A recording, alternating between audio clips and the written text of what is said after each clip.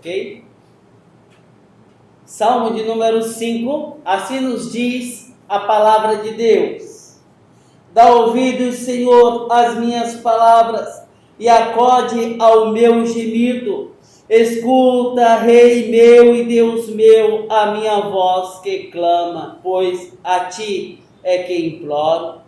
De manhã, Senhor, ouves a minha voz, de manhã te apresento a minha oração e fico esperando, pois Tu não és Deus que se agrade com a iniquidade, e contigo não subsiste o mal. Os arrogantes não permanecerão à tua vista. Aborreces a todos os que praticam a iniquidade. Tu destróis os que proferem mentiras. O Senhor abomina ao sanguinário e ao fraudulento. Porém, eu, pela riqueza da tua misericórdia, entrarei na tua casa e me prostrarei diante do teu santo templo no teu temor. Senhor, guia-me na tua justiça, por causa dos meus adversários, endireita diante de mim o teu caminho, pois não tens eles sinceridade nos seus lábios, o seu íntimo é de todo crimes, a sua garganta é sepulcro aberto, e com a língua lisonjeiam. Declara os culpados, ó Deus, caiam por seus próprios planos, rejeita-os por causa das suas muitas transgressões, pois se rebelaram contra ti. Mas regozije-se os que confiam em ti, fogem de júbilo para sempre, porque tu os defendes, em ti se gloriam os que amam o teu nome, se gloriem os que amam o teu nome, pois tu, Senhor, abençoas o justo e como escudo os cercas com a tua benevolência. Amém? Quais são as tuas habilidades? Aliás, quantas são as tuas habilidades? Certa vez assisti uma entrevista com um especialista em corte de carnes, não cortes de carnes no sentido magarefe, mas um especialista. Ele era um japonês e ele cortava uns filetezinhos de carne e a coisa era tão fina que parecia mais uma lâmina. E aí, naquela oportunidade, ele fez uma crítica aos brasileiros, dizendo: o problema do brasileiro é que ele faz muitas coisas. Essa crítica faz e não faz sentido, até porque a Bíblia fala em multiplicidade de dons. Então é possível que uma pessoa faça mais de uma coisa e inclusive faça muito bem tudo aquilo em que se compromete a fazer. Claro, alguns entendem que, por exemplo, um indivíduo deve fazer uma graduação, depois ele faz uma pós, depois ele faz um mestrado, aí ele vai para um doutorado, e aí, de repente, ele faz um PhD, de repente ele busca um notório saber, e assim ele vai só se aplicando em uma determinada área. Mas é fato que nós podemos encontrar na história alguns indivíduos que fizeram várias coisas e fizeram muito bem tudo aquilo em que se comprometeram a fazer. Dentre eles podemos citar Leonardo da Vinci, ele que foi cientista, matemático, engenheiro, inventor, anatomista, pintor, escultor, arquiteto, botânico, poeta, músico, e destacou-se e ficou conhecido na história. Podemos citar também C.S. Lewis, autor da famosa obra As Crônicas de Nárnia. E o pastor C.S. Lewis, ele tinha várias habilidades.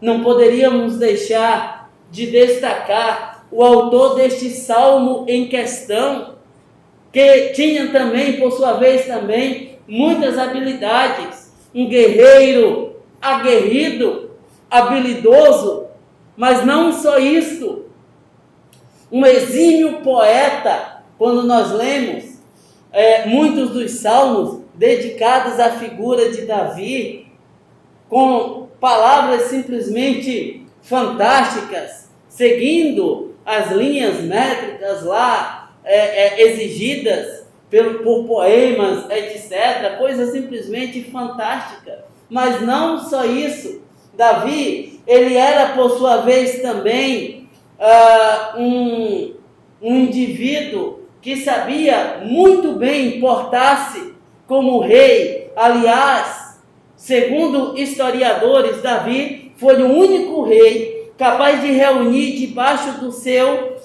reinado as 12 tribos. Daí o Salmo de número 133, quando diz: ó quão bom e quão suave é que vivam unidos os irmãos.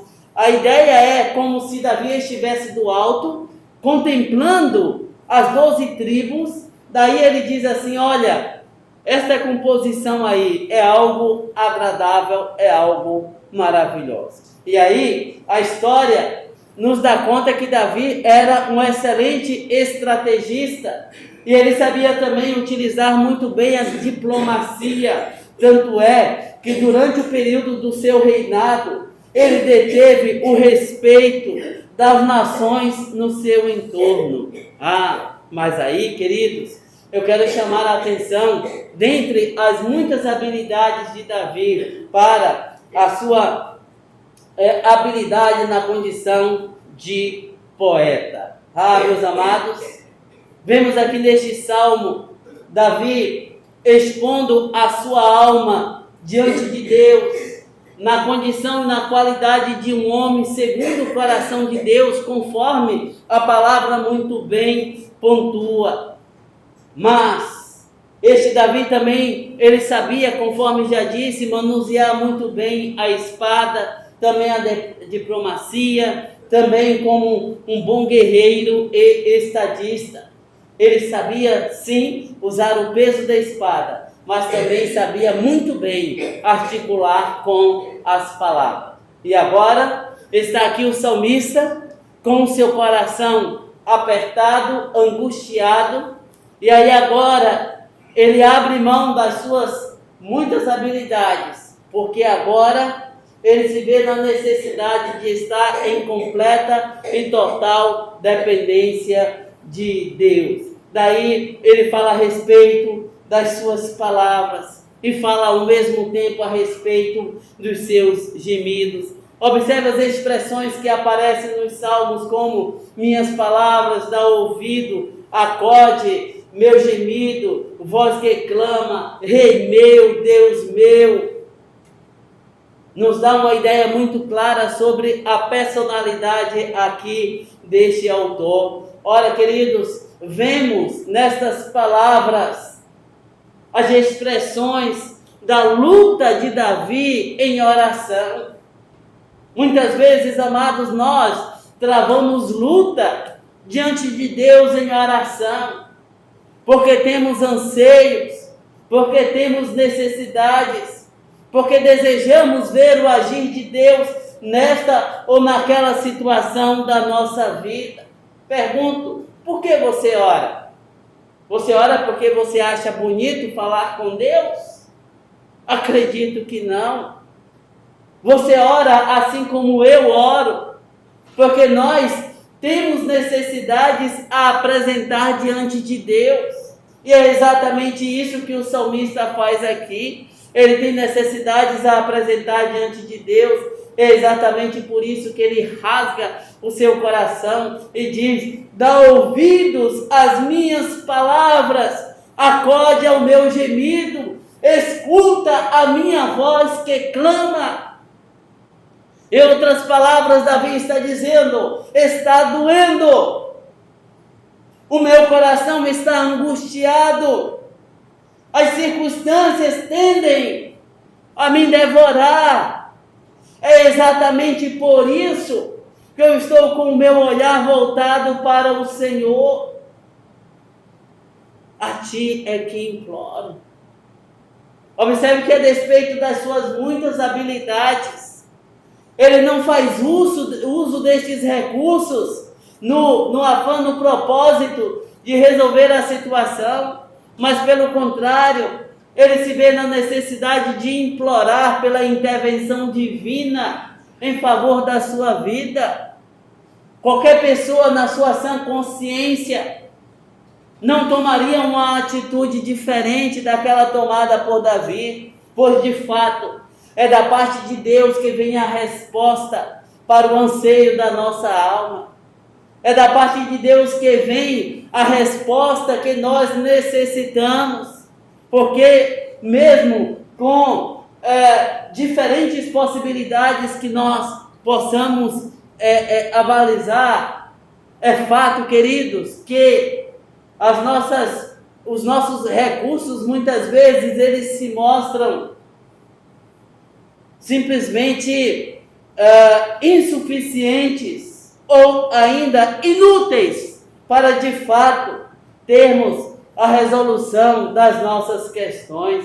Sim, Davi diz que ele levanta de manhã e aí ele já começa a apresentar diante de Deus os seus anseios. De manhã apresento. A ideia é, ele abre os olhos e ele já conta para Deus dos anseios do seu coração, mas daí ele não simplesmente ora e pronto, mas ele faz como Abacuque. Ele diz que fica atento para observar qual será o agir de Deus em favor da sua vida.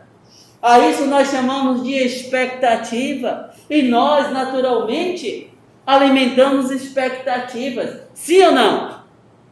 Nós costumamos alimentar expectativas, e Davi diz aqui que derramou o seu coração, abriu o seu coração, contou para Deus daquilo que estava lhe machucando, e agora ele está na expectativa para ver qual será a resposta de Deus para a sua vida. Os versos 4 e 6, observe aí, Salmo 5, versos 4 e 6, que diz o seguinte: pois tu não és Deus que se agrade com iniquidade, e contigo não subsiste o mal. Os arrogantes não permanecerão à tua vista, aborreces a todos os que praticam iniquidade. Sim, meus queridos, Davi faz aqui um contraponto entre os anseios do seu coração versus aqueles que estavam lhe gerando sofrimento. Observe que aspecto interessante. Aqueles que praticam iniquidade, diz o salmista, mas o Senhor aborrece a todos. Professam mentiras, mas o Senhor os destrói. São sanguinários e fraudulentos, mas o Senhor os abomina. Observe, queridos, que a questão aí não é simplesmente a figura do salmista, mas ele está evocando a justiça de Deus. Ele está evocando a justiça de Deus. Observe você que, via de regra, o ímpio tem a impressão de que é simplesmente impune, de que está acima de tudo e de todos, de que nada, absolutamente nada, pode lhe abater, nada pode lhe afetar. Mas em absoluto, a situação não é assim, porque conforme nós vimos lá em Abacuque capítulo 3, conforme vimos aqui no Salmo de número 5, o Senhor está atento, o Senhor observa, e no tempo por ele determinado, o juízo vem. Talvez, muito provavelmente, você já deva ter se deparado em algum momento da sua vida, em uma situação onde uma pessoa não crente fala assim: e crente pode fazer isso? Alguém já falou assim para você? Já, né? E crente pode falar assim? E crente pode fazer isso? A questão é que, diante da lei de Deus, todos, absolutamente todos, têm o dever ético, moral e espiritual de observar. E esta lei, ela será aplicada inequivocadamente sobre todos. E diante de Deus todos haveremos de prestar contas. Quer reconheçamos a autoridade de Deus sobre todas as coisas ou não. E é exatamente sobre isso que o salmista está reclamando. Ele diz: olha a postura dos ímpios, eles são cruéis, eles não têm critérios, não são respeitosos, não têm o teu temor no coração. E aí, meus queridos, meus nobres irmãos, é que o salmista se vê na necessidade de fazer uma confissão diante de Deus. Verso de número 5 diz o seguinte, verso de número 7 diz o seguinte, verso de número 7: porém eu, pela riqueza da tua misericórdia, entrarei na tua casa e me prostrarei diante do teu santo templo, no teu temor. Sim, meus queridos, se por um lado existem indivíduos que estão, vamos dizer no popular, judiando do salmista, ao invés de simplesmente agir como eles, ao invés de simplesmente querer responder à altura, ele, o salmista, prefere voltar-se para Deus, ao invés de pagar com a mesma moeda, ao invés de mostrar o quanto também pode ser cruel. O salmista diz que prefere voltar-se para Deus, prefere rogar ao Deus que é justo, porque a justiça de Deus, sem dúvida alguma, ela é muito mais criteriosa do que aquilo que nós julgamos como sendo retos, porque nós somos tendenciosos, porque nós somos seletistas, porque nós miramos esta ou aquela situação. Porém, a palavra nos diz que o Senhor é reto juiz. E é diante desse reto juiz que o salmista coloca-se na certeza de que sim, o Senhor julgará com justiça tanto a sua causa, quanto de igual forma aplicará a sua justiça sobre aqueles que têm insistido em fazer aquilo que é errado, insistido em fazer aquilo que o coração perverso direciona. Meus queridos, é preciso, sem dúvida alguma, que nós estejamos com o nosso coração voltado para Deus. Porque se nós não estivermos com o nosso coração voltado para Deus, nós nos tornamos culpados daquilo que nós condenamos. Lembram da famosa obra O Conde de Monte Cristo? Quando o parouco disse para o indivíduo que estava embebido pela sede de vingança: não te tornes culpado daquilo que tu mesmo condenas. Sim, se você não estiver com o coração voltado para Deus, você vai dizer assim, comigo é assim, bateu, levou.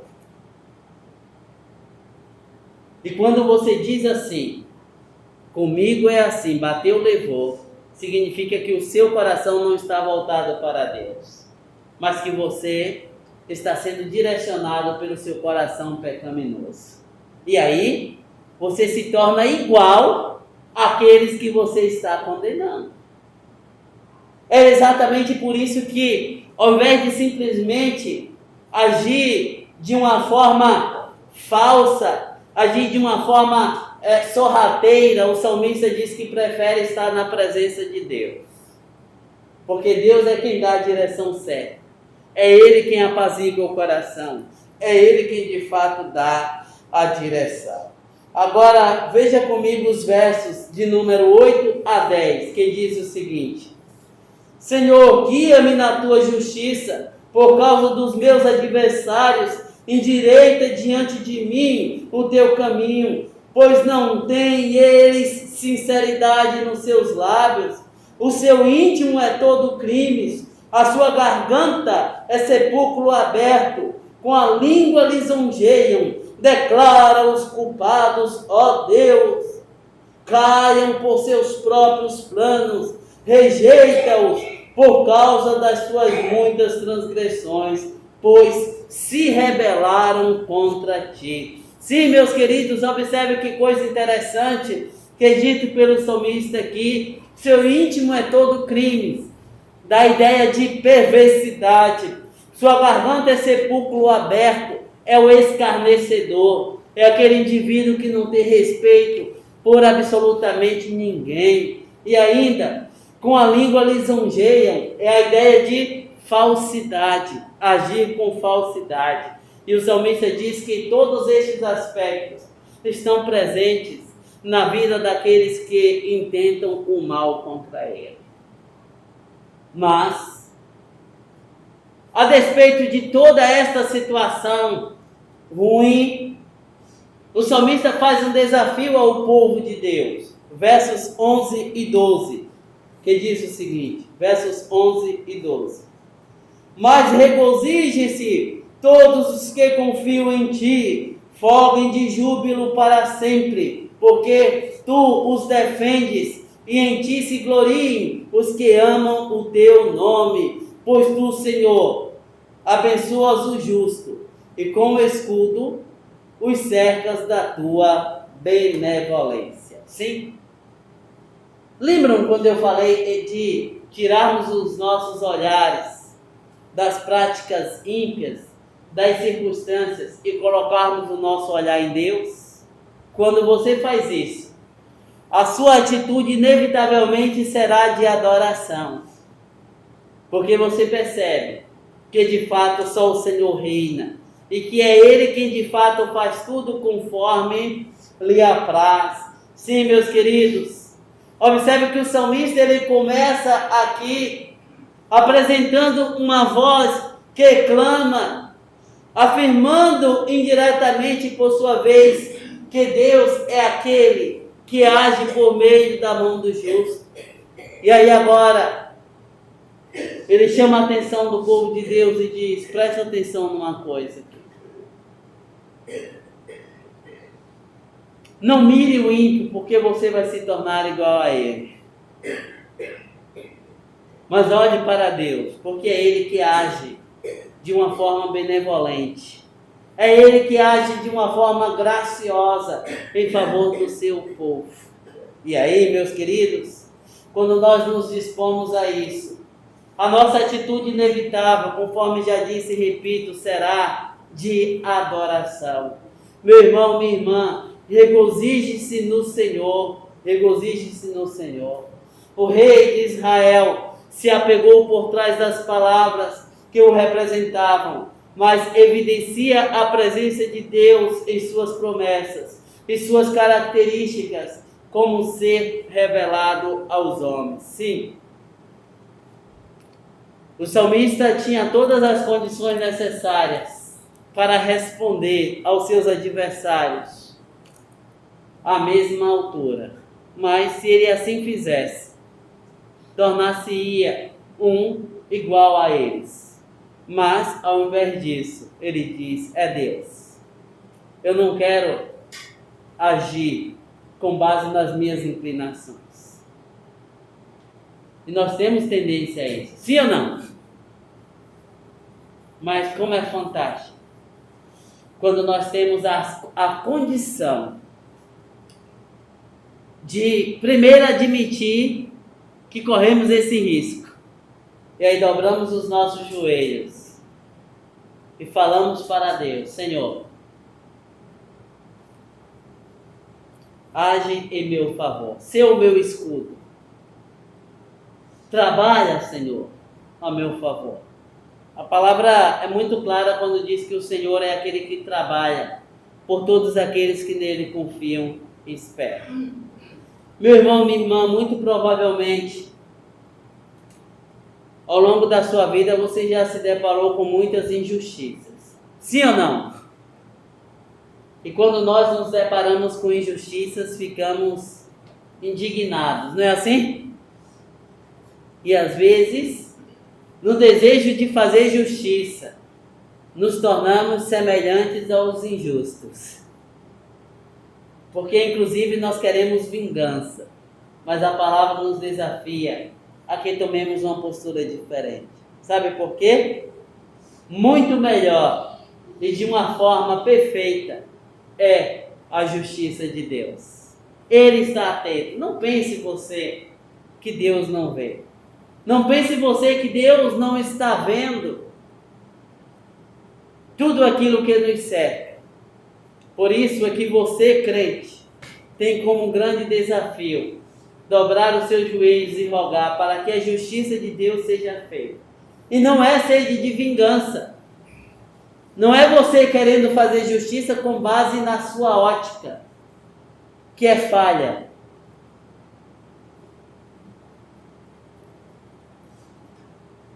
Mas com base na ótica de Deus, que é justa, que é perfeita.